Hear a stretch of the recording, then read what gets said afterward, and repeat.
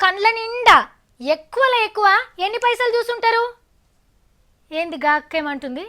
50,000 అంటుంది. నువ్వు సారు 3 లక్షలట. ఆ చెల్లె నువ్వు చెప్పురా. ఏంది దసరా పండగకు నాన్న బట్టలు కొనుక్కోమని ఇచ్చిన 500 నువ్వు చూసిన ఎక్కువ పైసలా? ఓహోహో గీ సావుకరి ఏంది 10 లక్షలు చూసినా అంటున్నాడు. సరే మీరు ఎన్ని పైసలు చూస్తే నాకెందుకు గన్ని గడ నోట్ల కట్టలు కనబడుతున్నాయి, లెక్క పెడదాం పాండ్రి. ముంగట గంపలు పెట్టుకొని గుండ్రంగా కూసున్నారు.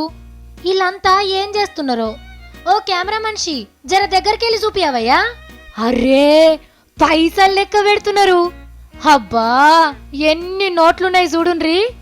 కడాక్ నోట్లను చూస్తుంటే కండ్లు చెమ్మక్మంటున్నాయిలే. ఇగో ఈ కుప్పంతా 100 రూపాయల నోట్లు, ఇవి 500 నోట్లు. ఎర్రగా 1000 రూపాయల నోట్ల కుప్ప చూడుండ్రి ఎంత ముద్దుగున్నదో. 10 రూపాయల నోట్ల కుప్ప పలసగున్నది. దబ్బెంచి కట్టలకు రబ్బర్లు చూడుతున్నారు. గంపలకు గంపలే నిండినాయి పైసలు.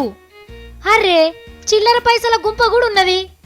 అబ్బా నాకు గీ ఒక్క గంపిస్తే చాలు నా లైఫ్ సెటిల్ అయిపోవు అని అనిపిస్తున్నది కదా. కానీ ఇవి దేవుని పైసలు.